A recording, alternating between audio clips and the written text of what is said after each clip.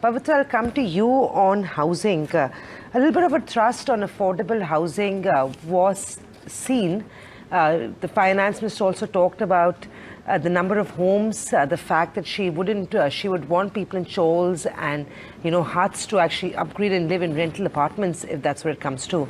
How do you feel about this budget? Do you feel like this is good news for your sector as a representative of the space? What did you make of the budget? Hi, good afternoon. I think overall, given that it is an interim budget, we'll still have to wait and see what is actually sort of passed later in the year.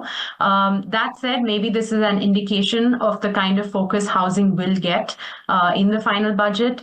Yes, the government has focused on affordable housing over the past few years. There were PMA schemes for the customers as well as developers in the past.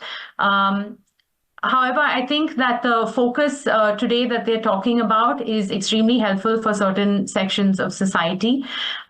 We will have to see further clarity in terms of how this develops into rental housing. Rental housing per se is not something that is done at scale or at a very professional or corporate sort of approach today. But there is a huge opportunity in that. So I would hope to see some further clarity as to what that would entail.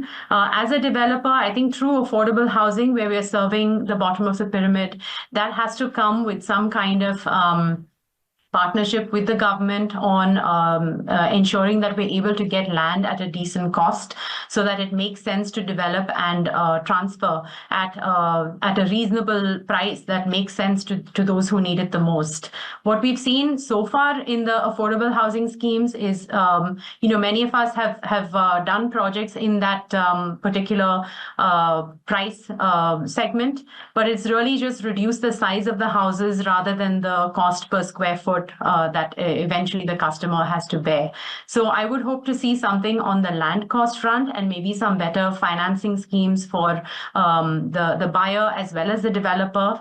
GST as well, where we had a break on GST for affordable housing that was removed a couple of years ago. So I think there is more that can be done on this front, and hopefully we'll see that when the final budget gets unveiled. Indeed, and both the PM and the FM have mentioned this to this effect. But Pavitra, you reckon it's a thing of neither Jaya, this is coming in the budget because in some sense, in order to drive household capex, housing is probably the easiest and the best way to do so. Yeah, and I think we see that in terms of sentiment across the economy, across all sectors.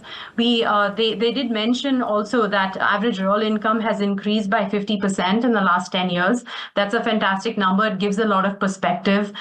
We see that in all of our markets that we play in. Of course, we are looking at mid-segment housing, which today, if you see the same product, is edging into premium housing due to the pricing increase. So overall, I think that as the economy grows, the real estate sector will grow, not just in housing, but also in retail and hospitality, in office. So overall, it means great things, and construction does contribute a huge proportion to the economy. So I hope we continue to see investment in infrastructure, connectivity of tier 2, tier 3 cities, and connectivity by road, rail, and air, which the government has mentioned, and the finance minister did speak to in her speech.